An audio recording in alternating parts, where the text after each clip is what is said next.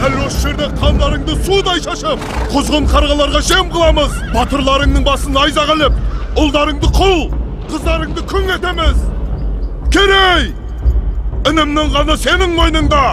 Қанға қан! Шық жекпе-жекке!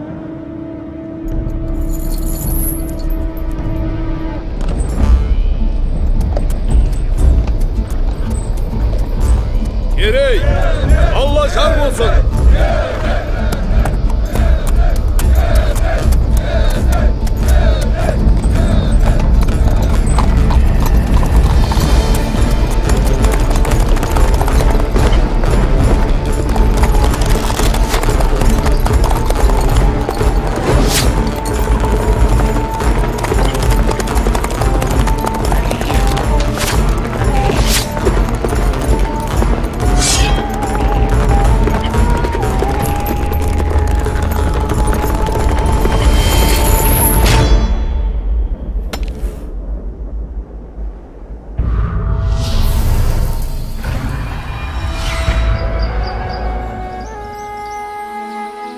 Mene balam, қыраның дайын болды. Қандай әдемі. Әке, өзім шырайыншы. Жарайды, ала қой. Кез келген халыққа бәрінен бұрын асқақ рух керек. Ал қазақтың ұлттық рухы оның ерлігінде жатыр.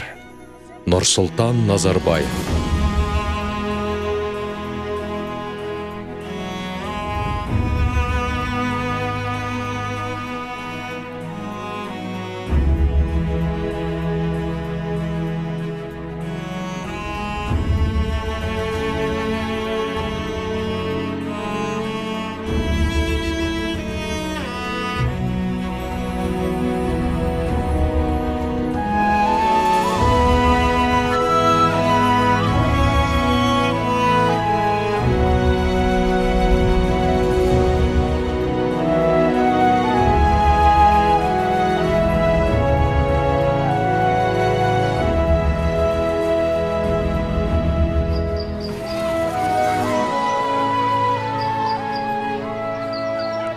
Еркін, әне батпырауыш барады.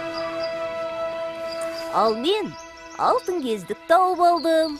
Қане, бері тұршы көрейін. Жоқ, бұл менікі. Қызғаншақ, Бермеймін. Бұны мен таптым. Бер дедім мен саған. Сенікі емес.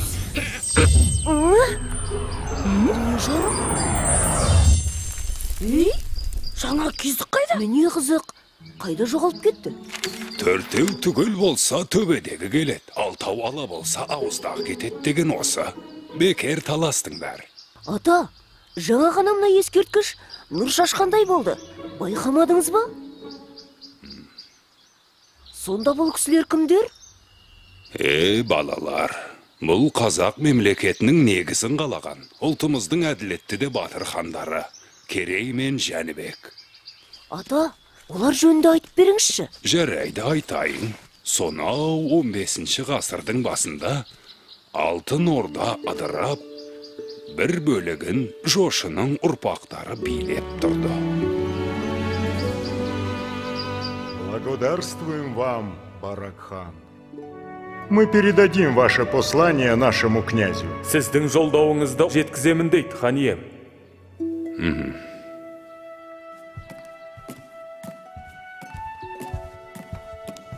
Халықтан шағым түсті. Орда маңында қарақшылар пайда болыпты. Тездетіп жасақ жіберіп, оларды құрықтау керек. Жібек жолы бойындағы керуендерді қорғауды мықтап тапсыр. Орындаймыз. Мәртебелі хан ием, ұлы ұстаз шұғыл хабармен қабылдауыңызды сұрайды. Кірсін. Ханием, аспан әлемінен үрейлі хабар әкелдім. Айта бер, ұстаз. 77 жылда бір келетін құйрықты жұлдыз көрінді. Ол жер бетіне әсер етпей қоймайды. Қара күштер оянуы мүмкін. Сақтық жасаңыз. Болады. Бауырым, ру басыларын таңбалы тасқа жина. Бірлігімізді бекемдеп алатын кез келді. Керей мен Жәнібекте барсын. Қазірден бастап ел өміріне араласа берсін. Орындаймыз. Ой, осы тас атудан жалықтым. Соны айтса шыдамым таусылды. Бұған не дейсің, Жәнібек? Сол да сөз бе Керей? Көрдің бе? Мен саған одан зорын көрсетейін. Үлкен құмыраға қараш. Әне.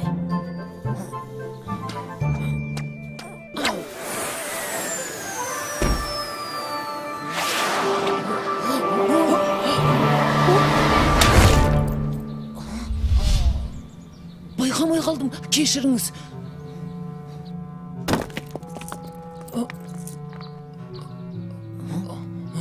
Батыр аға, сақпан атуды, сойылдасуды үйреттіңіз. Енді қылыштасуды үйренсек? Алдымен атуды үйреніңдер. Біз садақ тартып нысанаға тигізуді білеміз. Қалай? Ол қозғалмайтын нәрсе. Сендер қашқанға тигізіп, атқаннан бұлтаруды үйреніңдер. Сонда тышқан атамыз ба? Барақхан таңбалы тастың басына жиналуды тапсырды.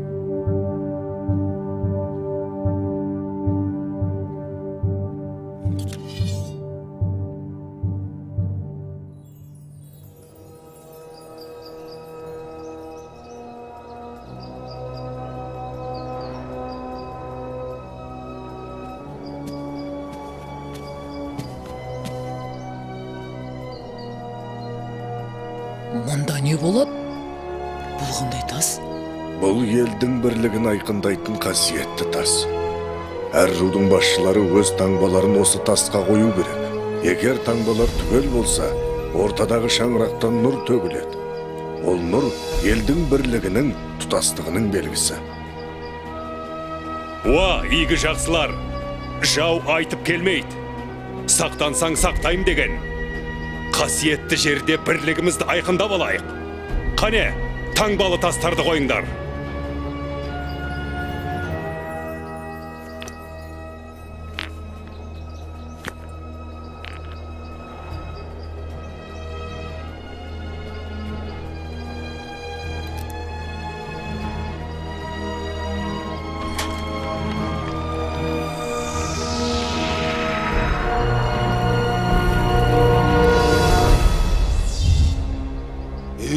Неге нұр төгілмеді? Қарабектің таңбасы қойылмады. Өзі де көрінбейді.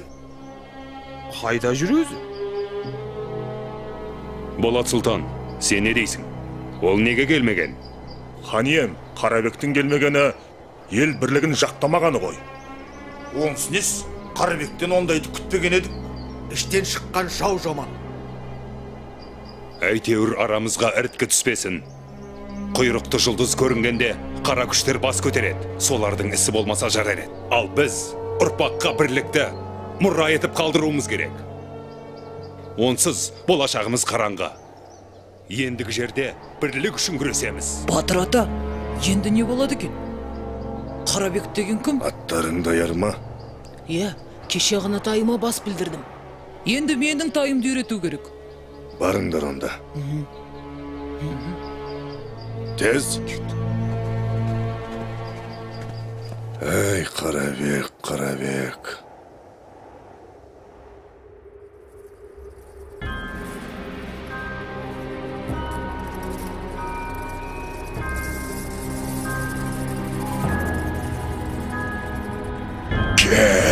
Келе бер. Бұл халықты бір-біріне жау етіп, өз қолыммен жайып жіберем. Менің айтқаныммен жүрсең билікке де, байлыққа да жетесің, Қарабек. Бұл саған таңбалы тасқа бармағаның үшін сыйлығым. Bir таңшын ішкен адам қасиетінен айырылады, өз жағына жау болады. Әбілқайырды таққа отырғыз, ол да менің айтқаныммен жүретін болсын. Тақта Барақхан отыр емес пе? Оның көзін жой. Ал, аузынан сүті кетпеген Керей мен Жәнібектің жарасы жеңіл. Ләппай тақсыр.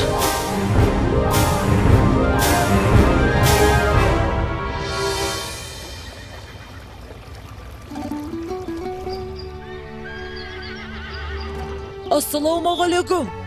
Біз келдік, аға. Жақсы ат ер қанаты деген. Ал сұлтандарым, қайсың мінесің? Не бол, әлде қорқып тұрсың ба? Мен бе? Ешқандай да жалсам жер көтереді. Ал Ғанекей сұлтаным, тақымыңа мықты бол. Айтчу, жануар. Ой, ой.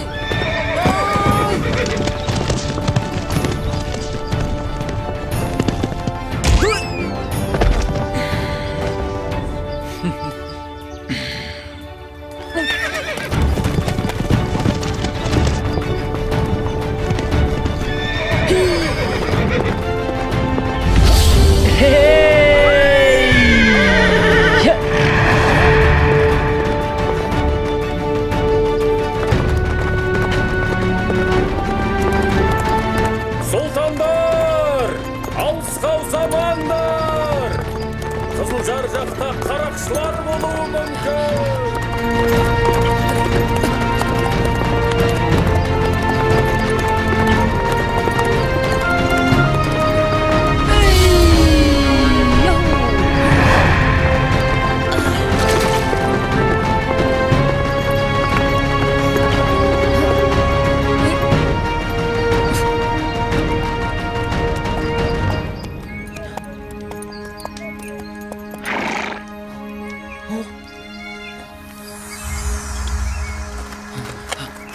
Жәнібек, сен ештеңе байқамадың ба? Жоқ аға. Тым ұзақ кеттік ау деймін. Жаңа жылқышаға қарақшылар туралы айтқан еді. Қарақшы? Мен өмірде қарақшыларды көрмеппін. Әне, анда біреулер бар сияқты. Керей, өтінемін көрейікші. Жарайды. Бірақ көреміз де қайтамыз. Әттен қарауымыз жоқ. Менде сақпан бар.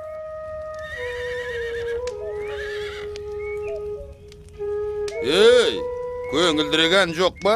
Біздің билегіміз келіп тұр. Көңілдісін өзің бастамасаң.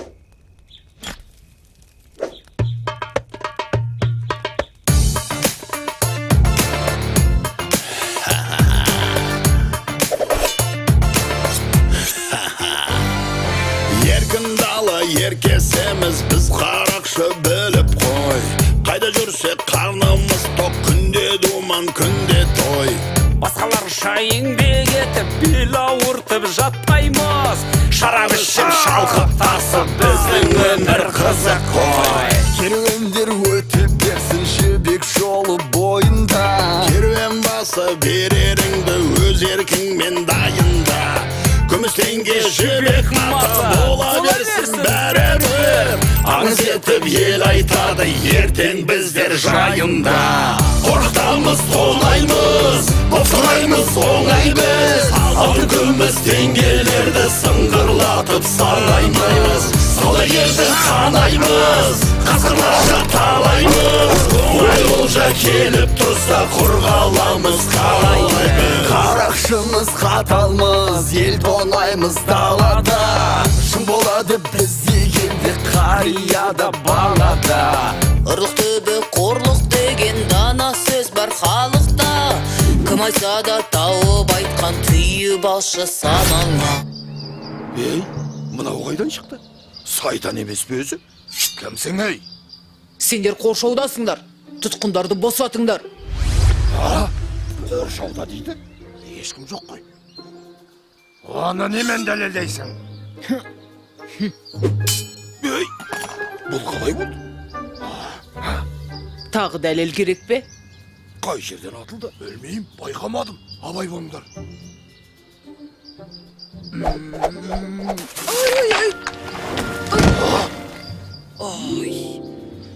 Тұр, зәреміз долды ғой. Албақ бұрын, енді не дейсің?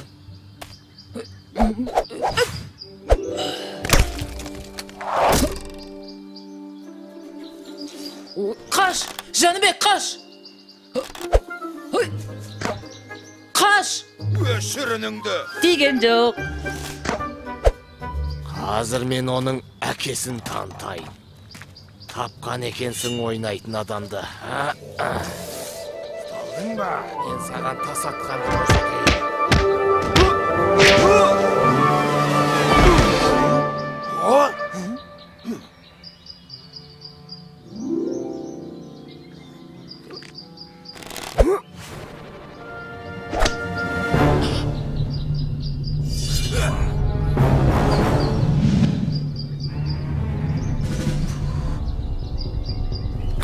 Былай тұр.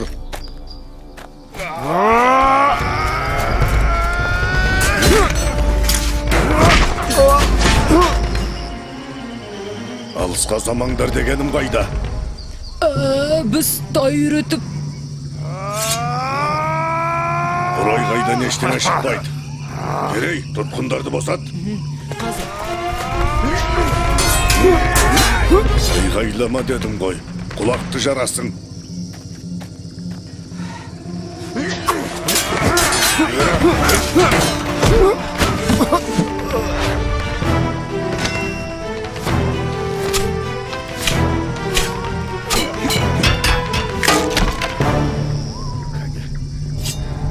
Ал сендер неге айғайламайсыңдар?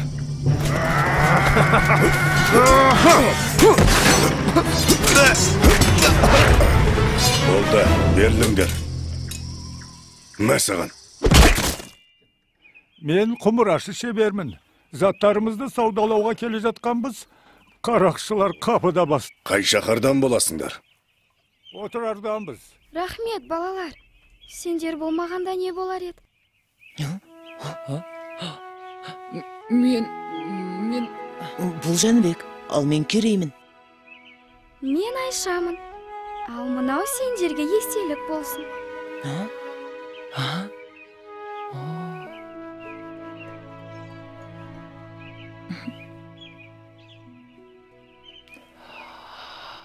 Ой. Сау болыңдар, Алла жар болсын. Сау бол. Жолдарың болсын. Сау болыңдар, балалар. Батыр ата, бізді қалай тауып келдіңіз? Ақсақалды қария айтпағанда білмес едім. Ол қандай қария? Мен оны көрдім. Бір Алла сақтады. Қарақшылар жазым етсе не болар еді? Түсіндік, Батыр ата. Керек, енді мұндай қайталамасын.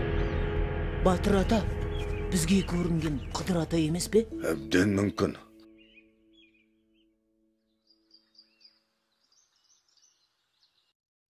Сендер не күлкен тыңдамайсыңдар? Ордадан рұқсатсыз алшақ кеткендерің қалай? Әке, мен кінәлі. Мен. Хан әке, менен болды, кешіріңіз. Осы істерің ел бастайтын сұлтандарға лайық па? Жарайды. Бір ашуыңды маған қый. Ал сендердің бір-біріңе араша түскендерің жақсы қасиет. Біз Болат екеуміз қандай бауыр болсақ, сендер де сондай жақын болуға тиіссіңдер. Сендер жұптарыңды жазбай жүрсеңдер ғана мақсаттарыңа жетесіңдер. Осыны бір сәт естен шығармаңдар. Иә. Ал балалар, сендер бара беріңдер.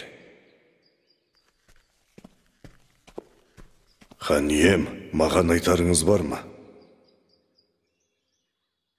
Аталық, талай айқастарда, қаншама сын сағаттарда менің сенімді серігім болдың.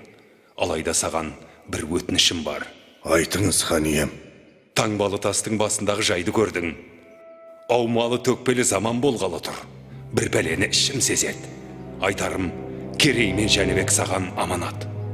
Алаң болмаңыз, хан ием. Олар үшін жаным құрбан.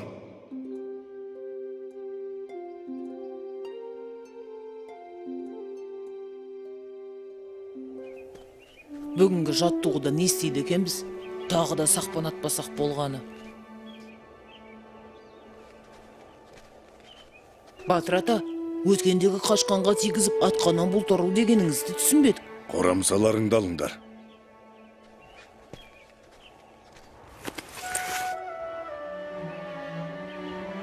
Мынаушы жоқ жебен не істейміз? Тайларыңды атыңдар. Не үшін? Ет аурады ғой. Бұл тай сендерге сауын бие емес. Жорық аты болсын десеңдер. Атыңдар. Атыңдар.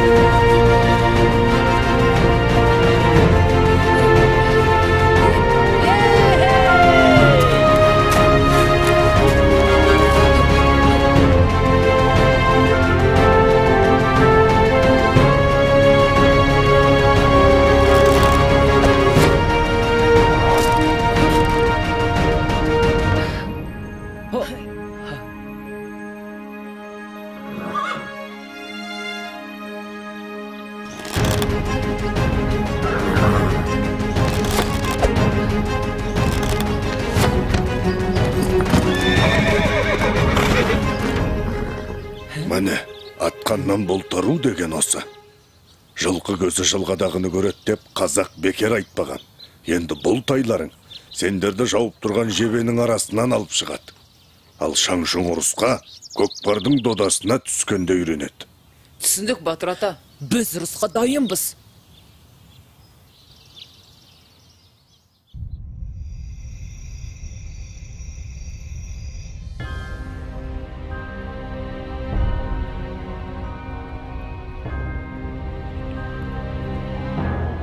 Мырза, мұнда жай жүрсіз бе? Мұндай уақытта адам жай жүруші ме еді?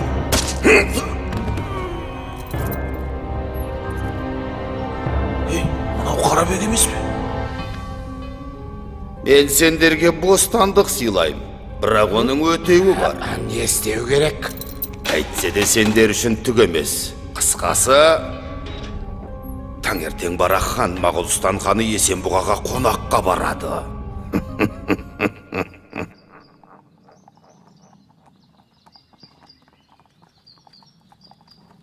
Әлгі Қарабектен хабар бар ма? Хабар ошарсыз, көрдім деген ешкім жоқ. Жарайды. Әзірге ел тыныш.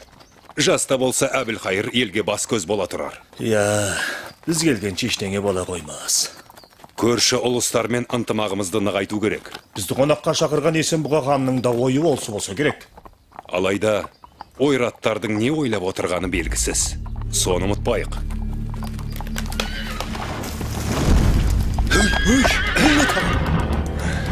Хан ием, абайлаңыз! Ханда! Сақтал! Қалғандарыңмен шатыр құрыңдар! Тезірек! Олар, ауырың!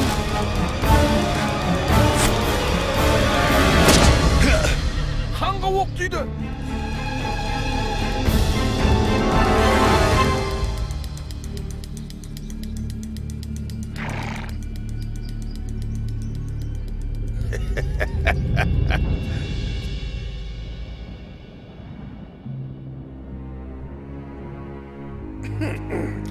Әбілқайыр сұлтанның дастарханынан дәм тату біз үшін үлкен мәртебе. Қарабек, дәстүрді бұза алмайым. Қонақ болсаң отыр. Қаралы хабар естіп, қабырғам қайысып отырған аздай. Сен не бетіңмен келіп отырсың? Таңбалы тастағы таңбаңның жоғын қалай түсіндіресің? Түсіндірейін, сұлтан. Барақ хан өлді. Болот сұлтан ауыр жаралы. ендігі тақ сіздікі? Ей, Қарабек, сен сатқындығыңмен қоймай мені азғырайын дедің бе? Сұлтаным, ас иесі мен дәмді. Меніке жай ақыл ғана. Әттен қонағымсың. Әйтпесе басыңды алар едім. Сабыр сақтаңыз. Ертең сіз хан болғанда, менің басым сізге керек болады. Хан болып ел басқару оңай дейсің бе?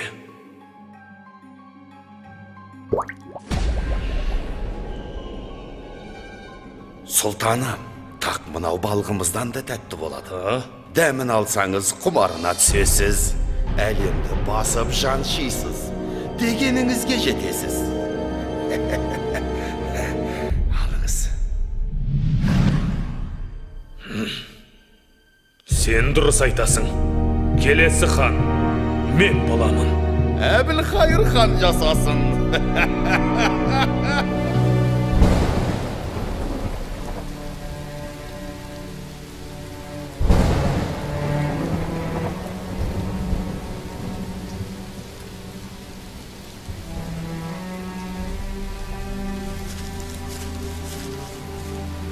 Жәнібек, қайғыңа ортақпын. Әкеңнің орнын ешкім толтыра алмайтыны белгілі ғой. Бірақ біз сенмен біргеміз. Бұл опасыздардың ісі бір ұшы сендерге тимес екен.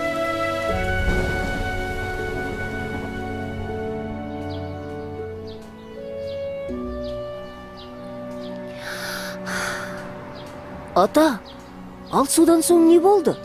Оларға қарт батырдың көмегі тиген болар. Я, ата, Керей мен Жәнібектің қалай хан болғанын айтып бермеші. Онда әр қарай тыңдаңдар балалар. Әбілқайыр салған салық мөлшері халыққа ауыр тиіп, ханға деген ел наразылығы күннен күнге күшейе түсті.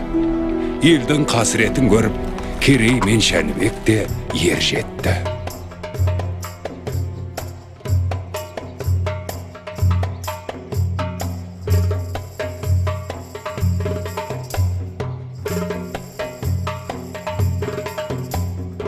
Хан ием, Керей мен Жәнібек сұлтандар келіп тұр.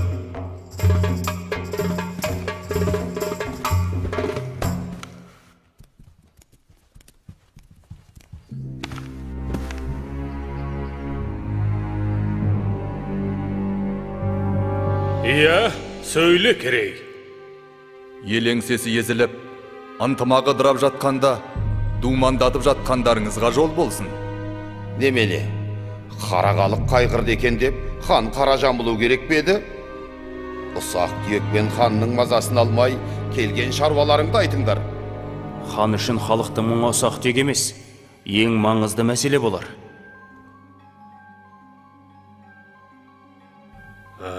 Хан аға, көзіңізді ашыңыз.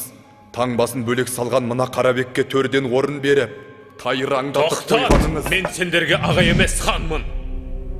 Ендігі жолы алдымда тізерлеп отыратын болыңдар. Маған ақыл айтуға келген болсаңдар, боссыңдар.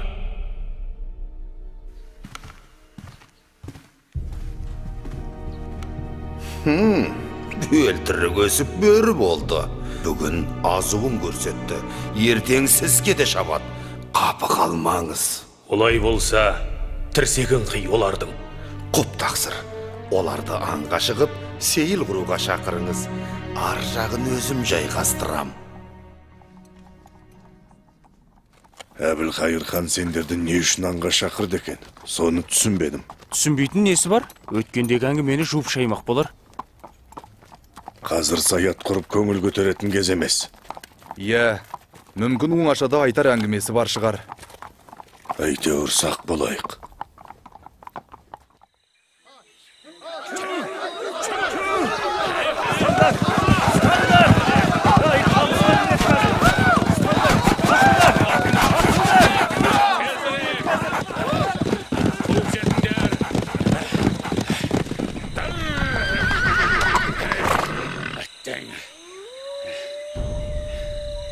Ал сұлтандарым, қанжығасы майланған бірінші адамға алтын зерлі қасқыр ішік жабылады. Бәрекелді. Ханның жомарттығына разымыз. Алтын ішік Ал, қамыс ішіне кем кіреді? Мен кіремін. Мен де әзірмін. Сендердің өжет екендеріңе күмәнім жоқ. Алайда сақ болғайсыңдар. Оу, батыр, шәкірттеріңнің шамасын көрейік.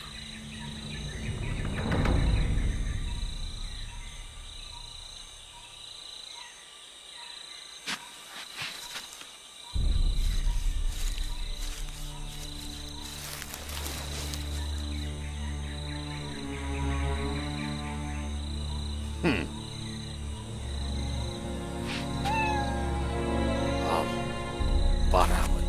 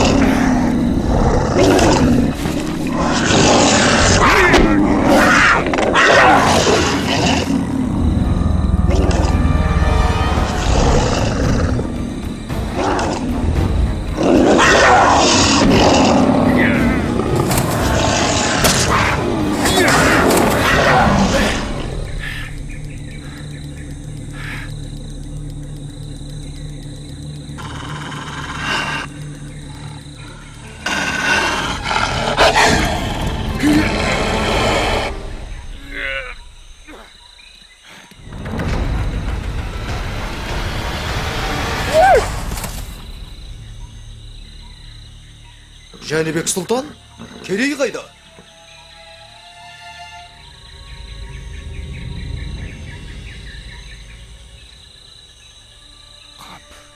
Болмады.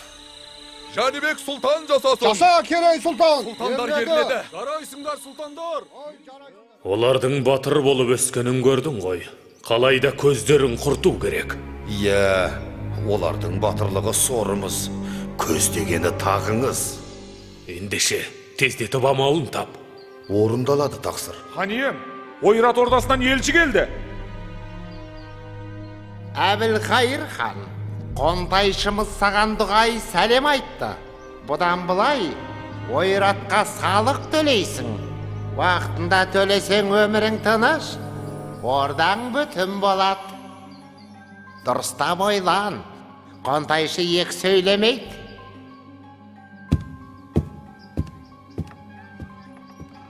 Жетпегені осы еді. Енді не дейсің? Салықты халық төлейді. Сіздің неңіз кетеді? Елді езіп ұстасаңыз ғана бас еді.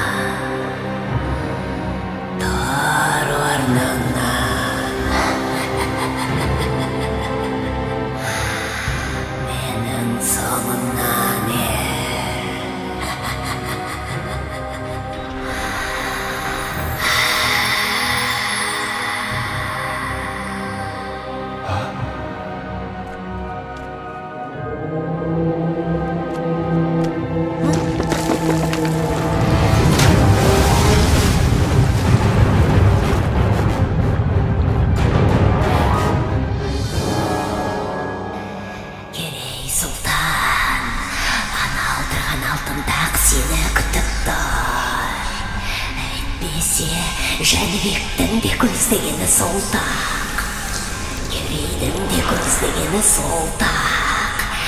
Әкенен қалған таққа ие болғысы келеді. Ал ол тақты мұрагері тек қана сенсің. Тақ бір жерде бақ бар, дүние байлық, билік пен мансап бәрі сонда, бірақ тақ біреу, ал сендер екеусіңдер. Кім бірінші жетсе тақсыңдікі, тезірек, тезірек.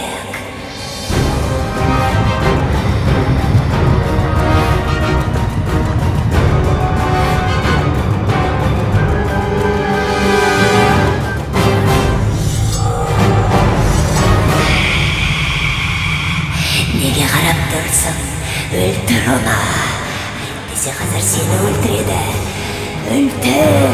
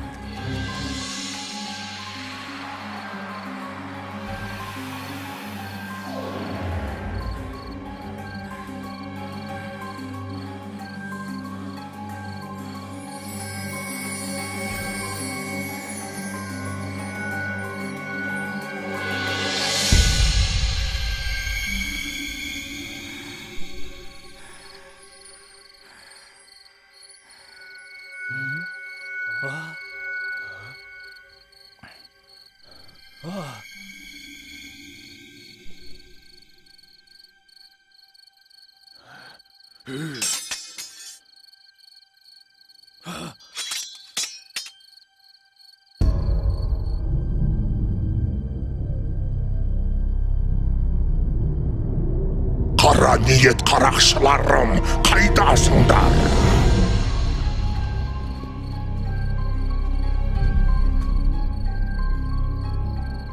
Бұлар баяғы қарақшылар емес пе? Иә, дәл таптың, сұлтан. Сендердің кесірлеріңнен біз тарға басқа қамалып қорлық көрдік. Ал енді сен де біліп ал, Жәнібек сұлтан. Сенің әкеңе қадалған жебе менікі. Емені? Енді сендер де осы жерден тірі шықпайсыңдар. Ах, қанішер жауыздар! Жәнібек!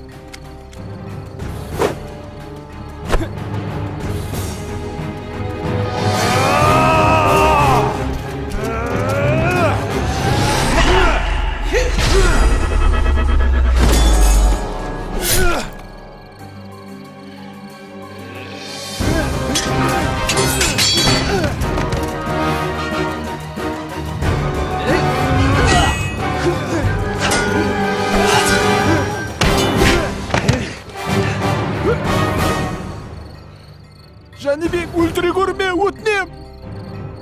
Шымын жанымды қия көр!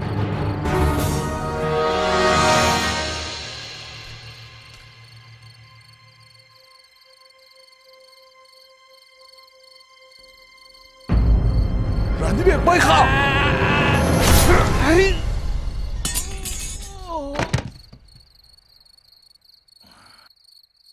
Бұлар баяғы қарақшылар емес пе? Иә, солар. Менің әкемді де осылар өлтіріпті. Бұл сендерге жасалған екінші қастандық. Ал бұларды кім жіберген? Қарабектің ісі емес пе? Әбден мүмкін. Таңнан қалмай жолға шығамыз. Біраз уақытқа дейін бой тасалау керек. Қайда барамыз? Ұлы ғұламалар шаһары Отырарға. Отырарға? Айшаның ауылына ма? Саған айтты ғой, ғұламалар еліне деп.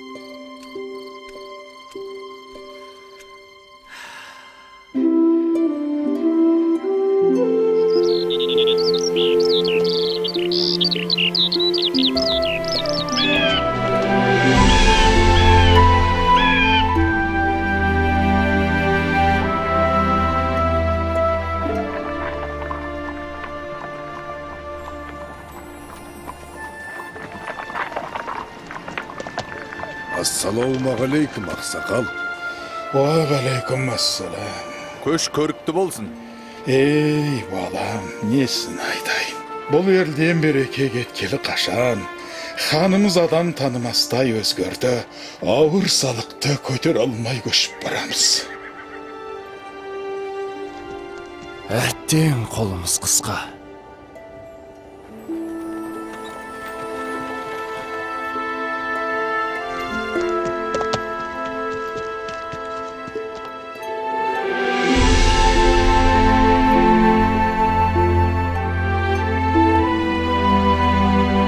Қозы көш жер жүрдік, жағашпайсыздар ғой тіпті. Іштеріңіз піспады ма?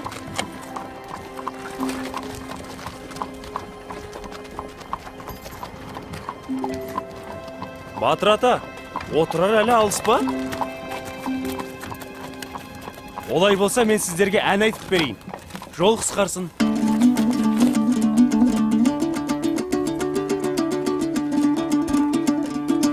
Қолымда бір қамшым бар, ақау бүлдіргелі ай. Айтайын мен бір сөзді күлдіргелі ай. Орныңнан әр отырмай, ақау бермен отырай.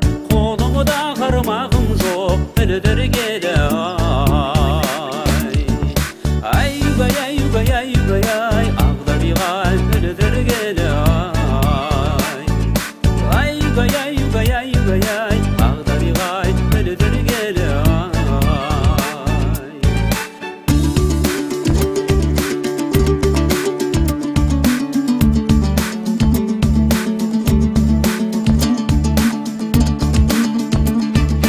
Қолымда бір қамшым бар, ақау бұнақтаған ай. Бәйгеден екі ат келеді, қойнақтаған ай. Жүрмесін есен аман, ақау деу қарағым ай. Көзіңнен айналайын, жайнақтаған ай. Ай-гай, ай-гай, ай-гай, ай, ағдабиғай ойнақтаған ай. Ай-гай, ай-гай, ай-гай, ай, ағдабиғай ойнақтаған ай.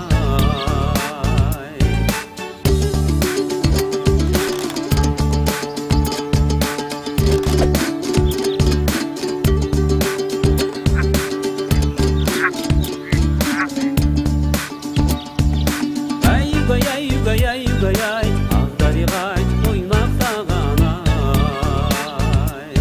Міне, келіп те қалдық. Отырар ғажап қала екен. Көгілдір күмбездері қандай.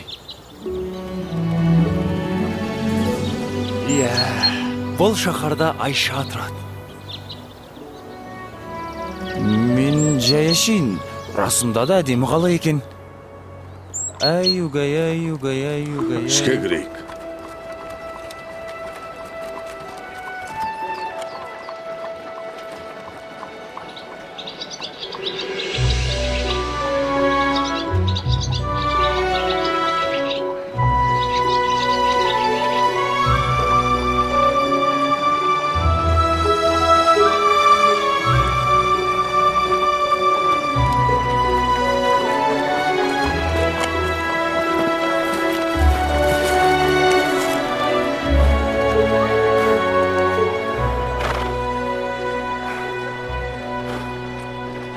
Батыр ата, мына белгіні сіздің қылышыңыздан көргенбіз.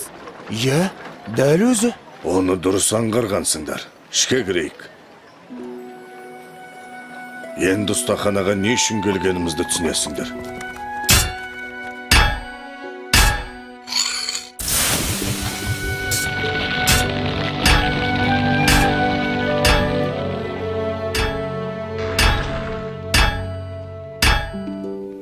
Амансың ба, қандыбалақ досым? Армысың, батырам? Ат көлік аман келіп жеттіңдер ме? Аллаға шүкір сапарымыз сәтті болды. Ал өзің қалайсың? Қартайып қар ұстауға жарамай қалған жоқсың ба? Жоға, о не дегенің? Жауға қарсы бірге шабайық десең, мен дайынмын. Бәрекелді достым.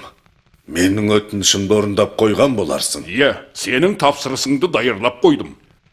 Әкеліңдер. Мынау менің шәкірттерім.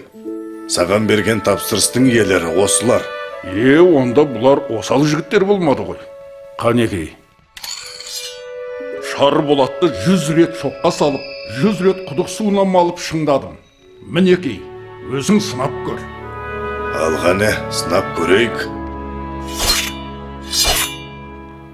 Міне, нағыз батырға лайық алмас қылыш осы.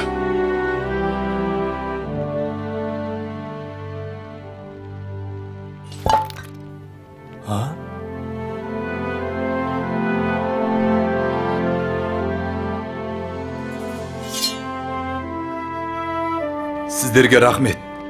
Бұл қылыш ел мүддесіне қызмет ететін болады.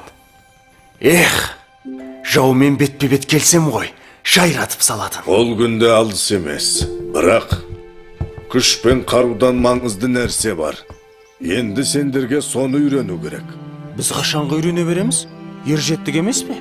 Құдай қаласа сендер келешекте ел бастап халық қамын жейтін азамат боласыңдар. Дана, кемеңгер адам ғана елін әділ басқарып дегеніне жеткізеді. Ол үшін білім керек, қараңдаршы. Олы дала төсіндегі мына шаһар әлемге әйгілі қаншама даналарды шығарды. Таңертең сол білім ордасына барамыз.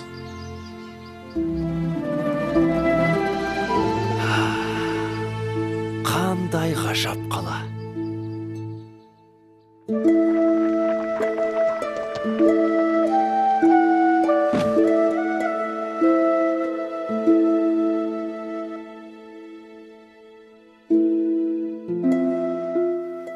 Ассалаумағалейкум, ұстаз. Уағалейкум ассалам, бауырларым. Төрлетіңдер. Қателеспесем, Болат сұлтанның ұлы Керей мен Барақ ханның ұлы Жәнібек сұлтандар емес пе? Бойымдағы бар өнерді үйреттім. Енді сұлтандар білім алса деймін. Тағы бір айтарым, бұлардың мұнда келгенін ешкім білмеу керек. Түсіндім. Ал сұлтандар адамзат ақыл ойының бар қазынасы жиналған жер бетіндегі ең үлкен білім орнының бірі отырар кітапханасына қош келдіңдер. Білекті бірді, білімді мыңды жығар деген. Міне мынау адамзаттың екінші ұстазы өзіміздің Әл-Фараби шығармалары. Мынау барзғандық Махмуд Қашқари, ал мұнда баласығындық Жүсіп еңбектері. Сол жақта ғылымның серкесі Ибн Сина. Міне сіздерге керегі осы болар. Бабырнама, Құтағыду білік. Анау сөрелерде Аплатон, Пифагор сынды Рум ғұламаларының кітаптары бар.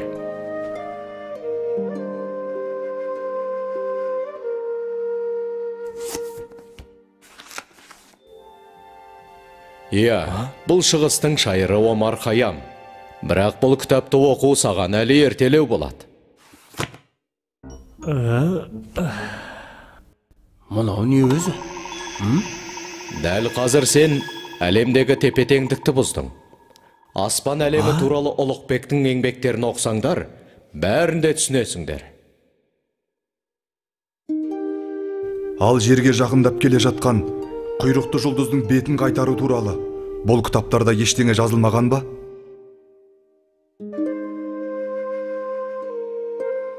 Бұл сұрақтың жауабы бір Аллаға ғана аян.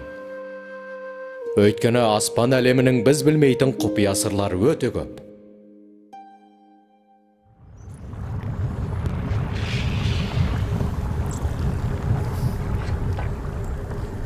Айтқаныңды орындадым, әміршім. Елдің бірлігін жойып, берекесін кетірдім. Орданың шаңырағы шайқалып тұр. Сен Керей мен Жәнібектен көз жазып қалдың. Оларды қайткенде де табу керек. Сол екеуін қолдайтын бір күш бар екен анық. Түсіндім. Жер астына кіріп кетсе де табамын.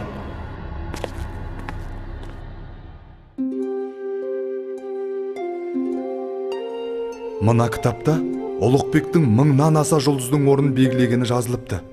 Және ол Әбу Насыр Әл-Фараби бабамыздың еңбегіне көп сүйенген екен.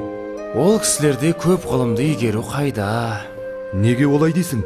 Біз де жақсы білім алуға ұмтылуымыз қажет. Бүгінге жетер енді, Керей. Біраз бой жазып, қала аралап келсек қайтеді? Сен бара бер. Мен әлі біраз отырып, Мына кітапты аяқтап тастайын. Жарайды, өзің біл. Мен барып қаламен танысып қайтайын.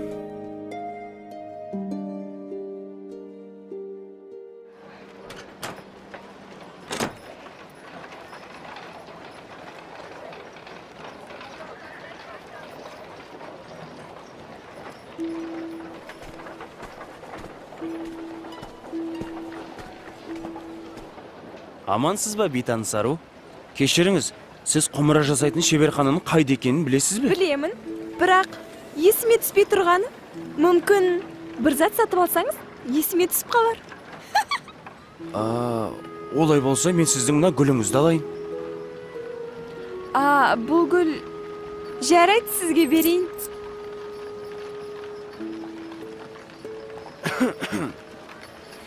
Есіме түсті. Мына көшеге бұрылып тіке жүрсеңіз, алдыңыздан биік мұнаралы үй шығады. Сол тұстан шеберхана көрініп тұр. Рахмет сізге. Келіп тұрыңыз, мырза.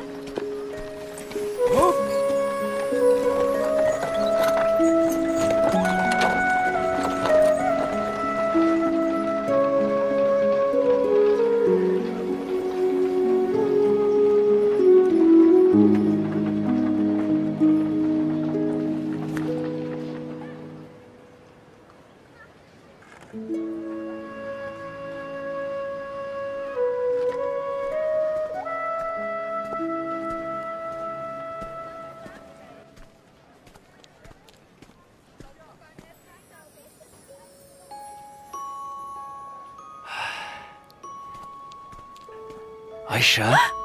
Бұл кім өзі? Жігітім, жай ма? Мен жай Айша керек еді. Айша ма? Ол келесі шеберханада. Айып етпеңіз, қателесіп қалыппын. Қабат деген ай, ыңғайсыз болды. Сәлем бердік. Қазір, күте тұрыңыз. Мен жаңа ою үлгісін жасап жатырмын. Бұлай, енді бұлай. Міне, дайын бол. Айша, Әкеліңіз.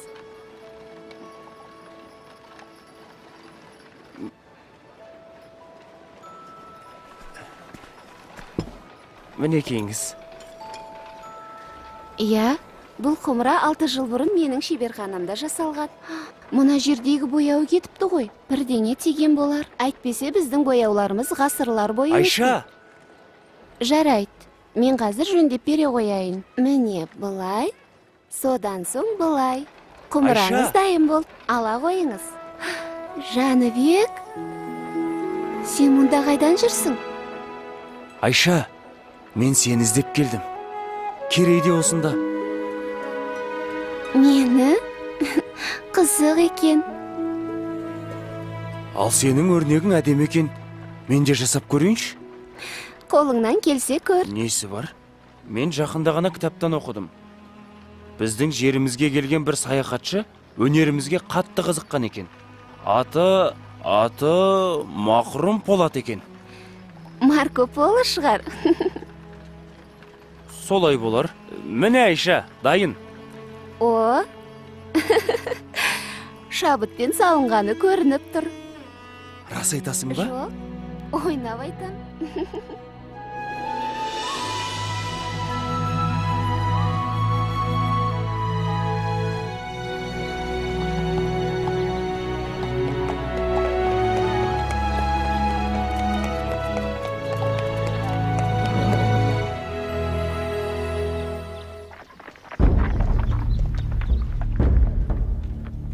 Бұлар кімдер екен?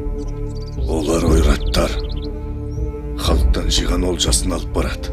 Ойраттар бізді қашанғы қанайды. Оларды орнына қоятын кез келген сияқты.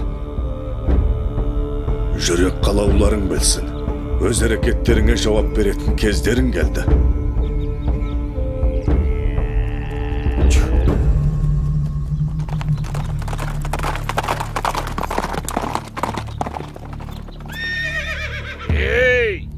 Біздің жолымызды бөгейтіндей сендер кімсіңдер? Біз Әбілқайыр ханнан тиесілі салығымызды алып келе жатырмыз. Жолды босатыңдар. Әйтпесе! Мен Болат Сұлтанның ұлы Кереймін. Халықты жылатып жинаған құнсалықты осы жерде қалдырыңдар. Ал Қонтайшыға айта бар, енді біздің елді мазаламасын. Мынау не деп тұр өзі? Басыңды шауып, Қонтайшыға қоса апарайық онда.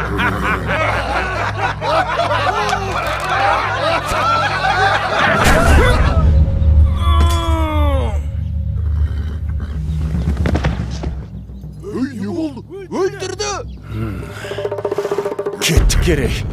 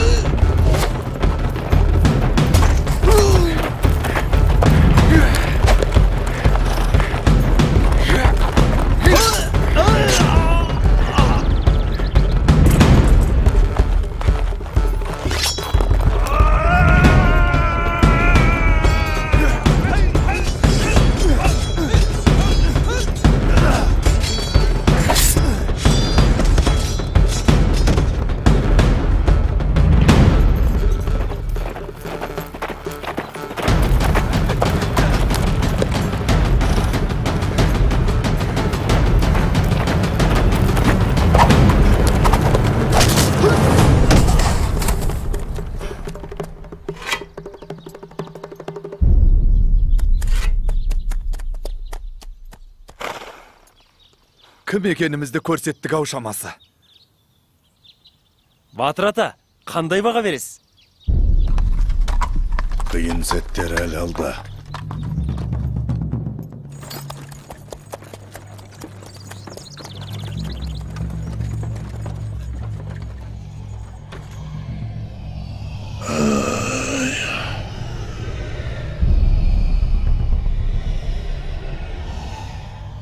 Бай болсаң елге пайдаң тейсін.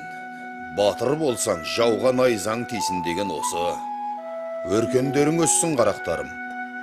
Бірақ бүгінде күлкімізден күңіренісіміз көп болып тұр. Үстем салықтан ел қатты жүдеді. Бұл заман қайда барады екен? Қабырғамыз қайсып жүргелі қашан? Қайда барсам, халықтың айтары осы.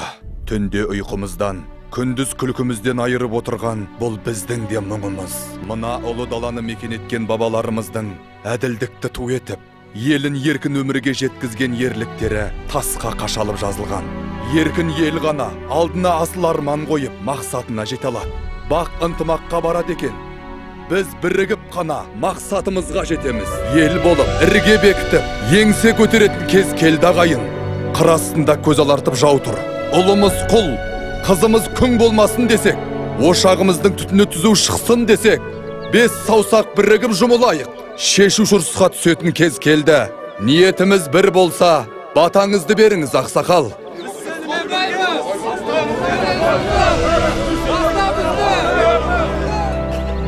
Арманың қол жетер жерде болсын, халқыңның қалауы сенде болсын. Алла жар болсын, аумин.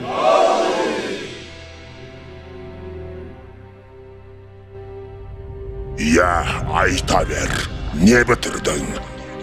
Ханды азғырып, Жәнібек пен Керейге қарсы айдап салған едім. Болмады. Мен берген қара дәрінің әсерінен бе, жорыққа бара жатқан ханымыз жолда қайтыс болды. Енді не істейміз? Тыңда, Қарабек, сен Қонтайшыға барып, оның сеніміне кіруге тырыс. Ханның қайтыс болғаны туралы хабар оларға ендігі жеткен болар.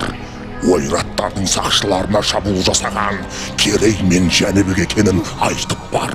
Оны білсе Қонтайшы олардан кек алмай қоймас. Ал екі сұлтанмен соғысып, әбден әлсіреген сәтте Қонтайшының көзін жою қиын емес. Оқтың ба? Оқтым әміршім. Сонда так менікі болады.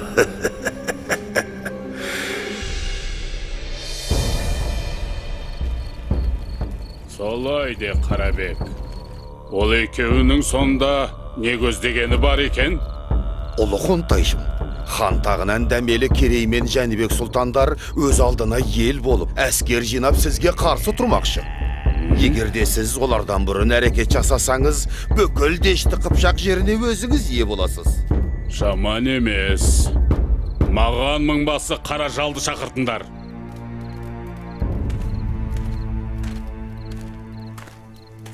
Сен ініңнің кімнің қолынан мерт болғанын білесің бе? Білсем, қанын судай шашып, кегімді қайтарар ем.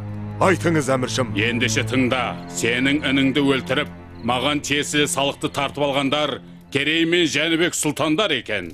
Керей мен Жәнібек?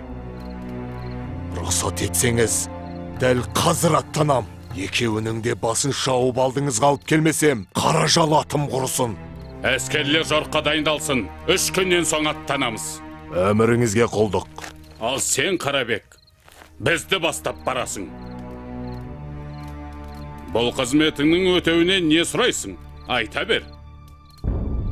Ұлы Қоңтайшым, мендей пақырыңызға жібек жолы бойындағы Тарас шаһарын берсеңіз жетер еді. Дегенің болсын, бара бер.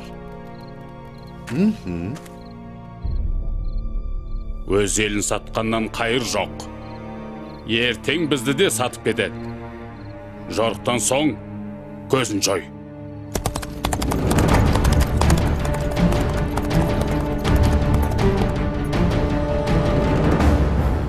Олар жорыққа шыққалы жатыр. Қолы бізден 2 есе көп.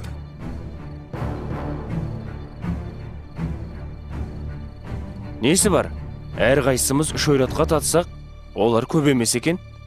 Міне, күші басым жауды, ақылмен жеңетін кез келді. Мұндайда айла керек. Ендеше ақылымызды ортаға салайық.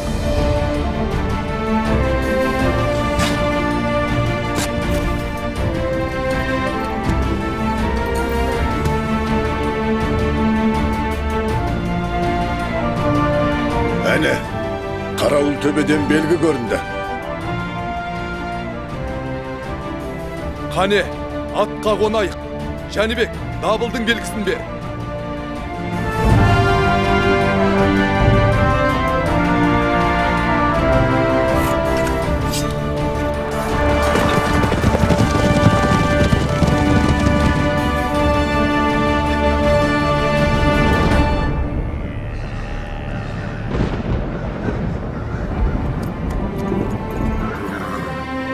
Сарбаздар, кім екенімізді танытар сәт туды.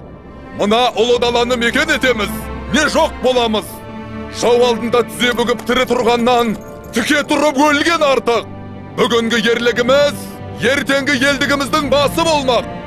Тәңіріміздің өзі қолдасын.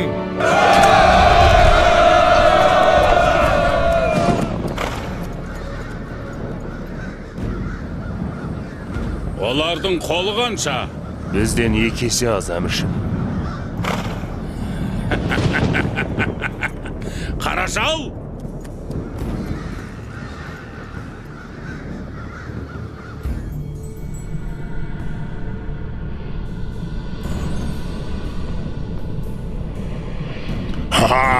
Тағы да сен бе?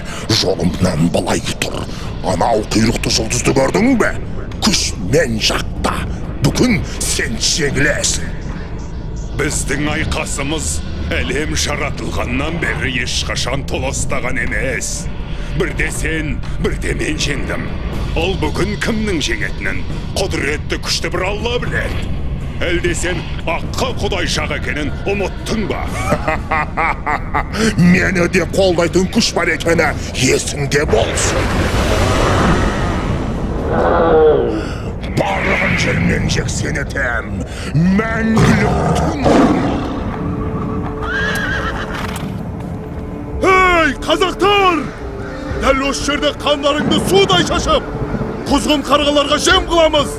Батырларыңның басын айза қалып, ұлдарыңды құл, қыздарыңды күң етеміз. Керей, інімнің қаны сенің мойныңда. Қанға қан, шық жекпе-жекке.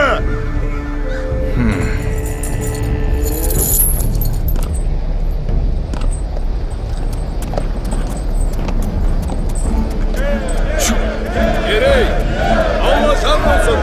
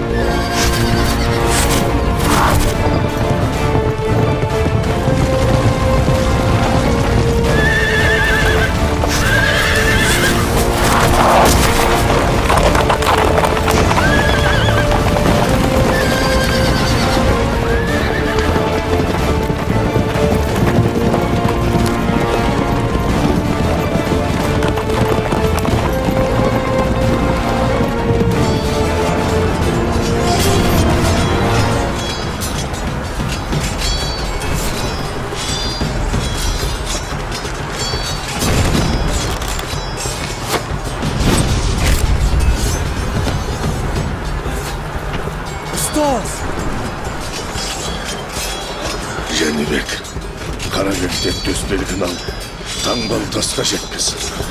Бар. Қазір сені ме?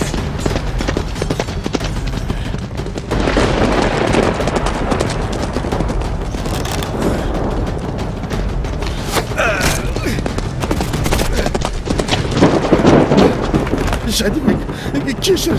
Мен сенің әкеңнің сенімді серік едім ғой. Мені қарамасты, мені сайтан азғырды. Тірі қалдырсаң, өмір бақи құлың боп өтем. Жәнібек, өтінем. Онда бар сол сайтаныңа.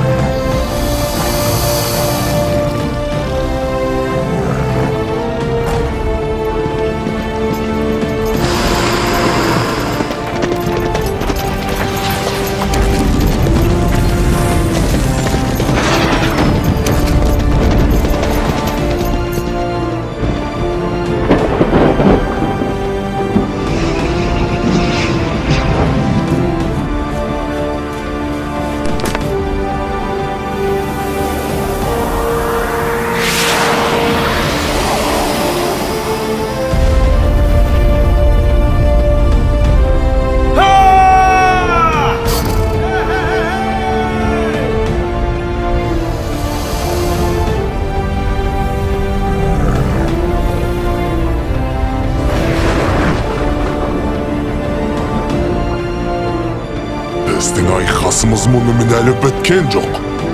Біз әлі кездесеміз.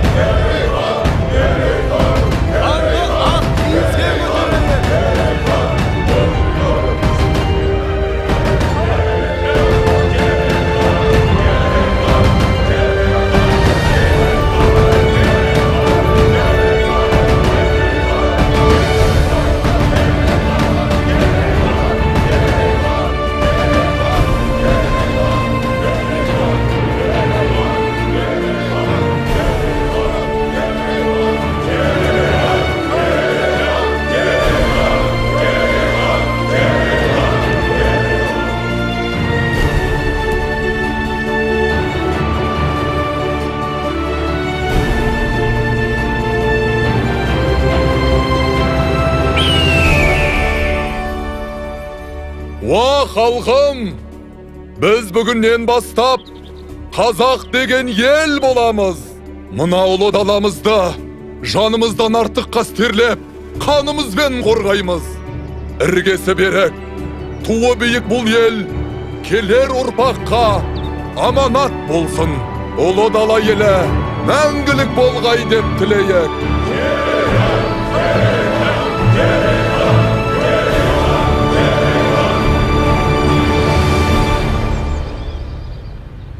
Міне балалар, бұл бабаларымыз осылай қазақ елінің іргесін қалап, келер ұрпаққа, яғни мына сендерге аманат етіп қалдырған. Қандай ғажап оқиға. Өткен тарихымыз ерлікке толы екен ғой ата. Дұрыс айтасыңдар балаларым. Сендер өз тарихымызбен мақтануға тиіссіңдер. Еркін, Болат, үйге қайтыңдар, кеш болып қалды. Рахмет сізге ата. Біз де өскенде елімізді қорғайтын батыр боламыз. Сау болыңыз ата. Мақсаттарыңа жетіңдер, айналайындар. Ағайла